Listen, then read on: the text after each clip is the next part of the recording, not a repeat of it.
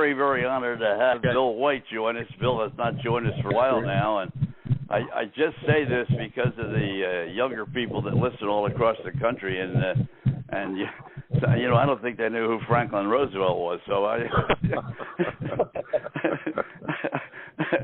I just take a moment to say that Bill White, one of the great people. Marty Appel wrote a piece about 50 years with Bill, and he's had very good fortune, which he made himself. One, he came up with a great organization, or got to a great organization with his second team, the St. Louis Cardinals, and then, of course, came to the Philadelphia Phillies, and then got into the broadcast business with ABC for the ABC station in Philadelphia, and then was the first play-by-play broadcaster, along with Phil Rizzuto and so forth, at the box in Yankee Stadium. So, Bill White, then you went to administration. You went up to become president of the National League. So you've covered all bases. Yeah, we have, and most of it's been fun. It's been fun, and I've met some good people, and we just enjoyed life. We're 87 now, and we've enjoyed life. Life's been good to us. Well, I'll say the same thing. Bill and I are both 87. I'll be 88. I'll be 88 in June. Oh, so my goodness. we're good. We're good. We go way back. But also, I want to also mention that, and maybe you talk a little bit about the different organizations that you played with Mr. Bush and the St. Louis Cardinals, and we're going to talk about Rudy Carpenter here in a minute, because we did a whole show last week on Rudy and dedicated the show to he and his family, and we'll talk about that. But how about get switched over to those Cardinals for your first trade, and then going from there? Well, we went to the Cardinals from the Giants. First of all, we were with the Giants, and of course, Adelanto Cepeda and a couple other guys were a lot better ball players than I was. And so I got traded to the Cardinals. I forget what year it was. It's been so long ago. But that was, I think, really the most important thing that ever happened to me, maybe in my life, at least during my period as a baseball player, because I got there and I worked, it was a nice short fence in right field, 303 down the line, I think, about 320 to right center and 357. And, of course, Dan Musial was there then. They had a great player, Musial, but the park was great for me because I wasn't really a long ball hitter, but I could chop the ball over that fence there. And say, well, in fact, my first at-bat as a Giant, they called me up, and I played against the Cardinals, and I hit a home run the first time up. It was so short. So I was glad to get there, really. I was glad to get there, and we stayed there about 8 or 9 years, and then, of course, we moved around a lot. But baseball was good to me, and I think that I was good for baseball. I came over from the Cardinals. I forget the year, but we played there, and Dick and I both drove in 100 runs that year. We didn't win it, but I got to know Dick Allen well. I think we roomed together for a while, and unfortunately, he had a very, very bad reputation. First of all, he's a great teammate. Secondly, he's a great person. We lost him this year, but I think of all the players that I really was around, and I roomed with Willie Mays and roomed with a lot of guys, but Dick and I thought were very close. I was from Warren, Ohio, and he was from about 14, 15 miles away, in a little town of Pennsylvania. And so I knew quite a bit about him. But he was a heck of a ball player. Never gave less than 100%. I'd hit a pop up and I'd end up between first and second. He'd end up between second and third. So he always hustled, which is what you look for in a player. Unfortunately, he had an accident and couldn't throw much anymore, so they put him in the outfield, and that's where he had most of his problems, because he basically was an infielder. Played with a lot of people, and there are very few who hustled more than Dick Allen, who gave you 100%. He had some problems, off the field perhaps, but when he was on that field, he gave you 100%. And I enjoyed playing with him. I enjoyed playing with Mays. I enjoyed playing with Cepeda. There are a lot of guys I played with. Dick probably had more power than any of them. ball harder than anybody I saw over the years that I played baseball, period. Nobody hit the ball harder than Dick Allen. Bill, the only person I would even compare him to as far as the hardest ball I ever saw hit was hit by Frank Howard in the World Series against the Yankees. And he hit a ball that Whitey Ford put his hand up to catch a line drive over the mound. And that ball hit the center field fence and bounced back, and he got a single. I lost it for a moment. I live in the boonies, and I lost it. What did you say? I said Frank Howard was the player that I saw hit the hardest ball I had ever seen.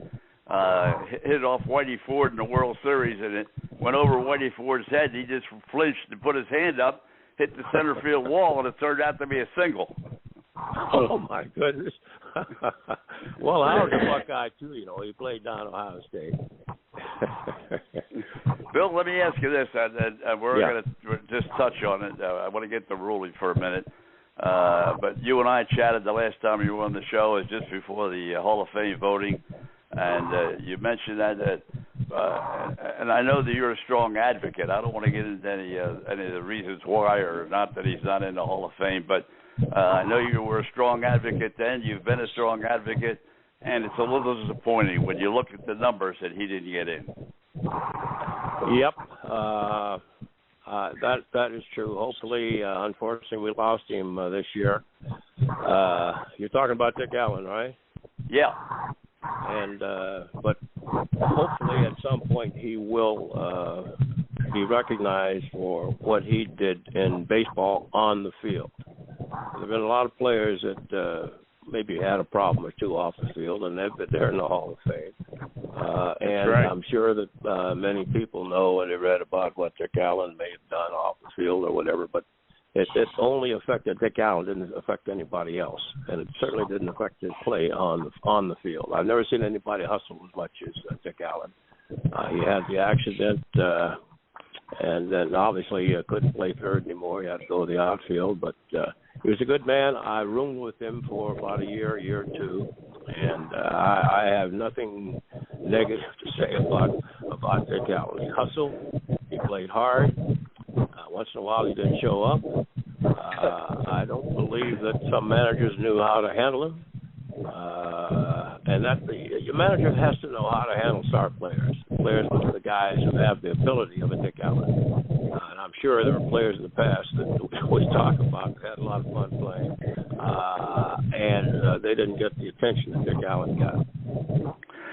Well, Bill, let's chat a little bit about that. The accident you're talking about was, I believe, if I'm not mistaken, correct me if I'm wrong, he slid into second base, and that's when he hurt his shoulder, and that's why he couldn't throw anymore. I believe it was in Wrigley Field, Chicago, wasn't it? Well, that happened, but something happened. You know, it's funny, I can't remember. Something happened in Philadelphia here, where he was in the hospital for a while. I visited him in the hospital. I think it was an auto accident here, but I'm not sure. You know, it's funny. 87, I can't remember. But that's what really got him into, really hurt him. His car was all banged up, and it happened, I think, at his house, and I went to see him. Of course, they wouldn't let me in. But he was some kind of a player. I really enjoyed playing with him, didn't enjoy playing against him, and I enjoyed our relationship after baseball was over. And, Bill, let's get to the main point that we did last week about Ruly Carpenter, because you played in the Philadelphia Philly organization. You were in Philadelphia both on television and as an active player before you went to join Phil Rizzuto. And we'll chat about that for a second. But as a player and then later on an administrator within baseball, how about Ruly Carpenter? Good man. Very, very, very good man. Many owners, I think, sort of stay away from the field. Some of them stay away from the players. But Ruly was there. You could talk to him.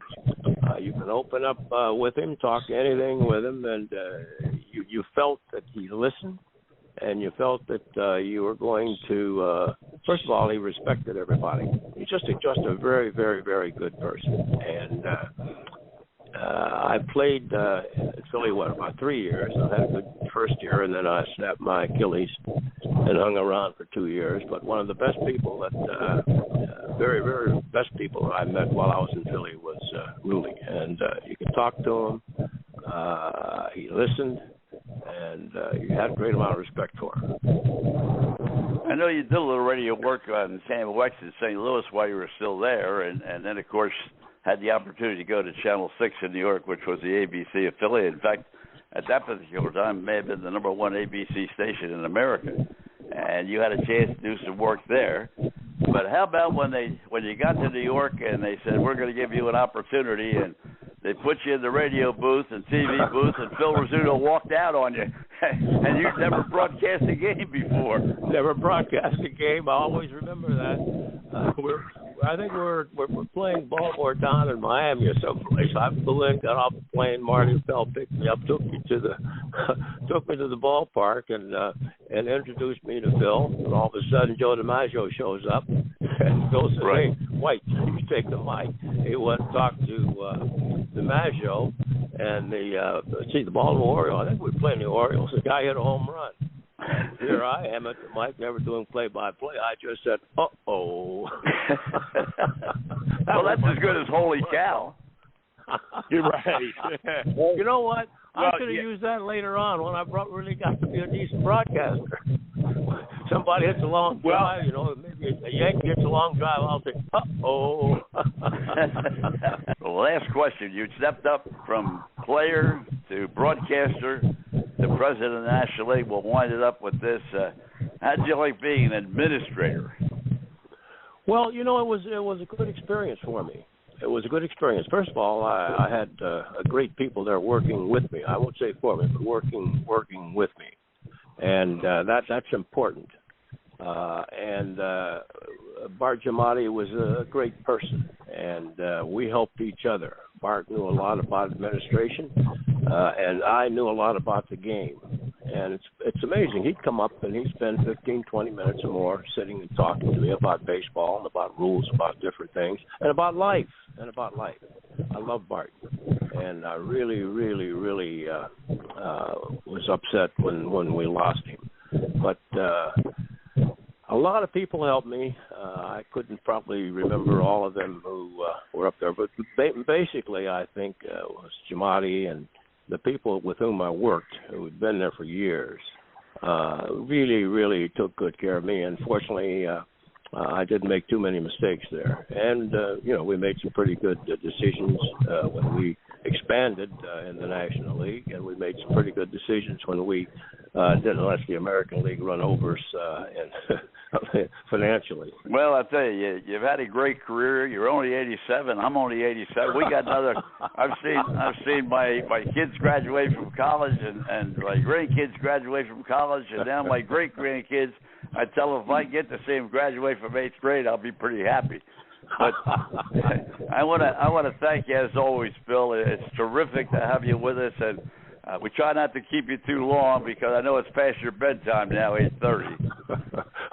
Well, I appreciate being on. A lot of, very few times do I go on the air with anybody more because we're just retired.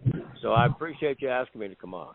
Bill, once again, Okay, thank you good. so very, very much. I appreciate it. And we'll get together again. I got to get the Black Eddie. I got to get the restaurant there and eat there because that's one of the great restaurants on the river up there.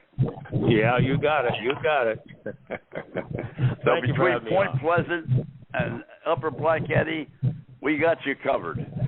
All right, that's great. Take care, Phil. Thank you. I'm Stan Brock. 30 years ago, I formed Remote Area Medical to help people overseas. But then we found generations of families in America isolated by poverty from the health care they need. Together, we can take dental, vision, and medical help to 1 million adults and their kids, right here at home in the United States of America.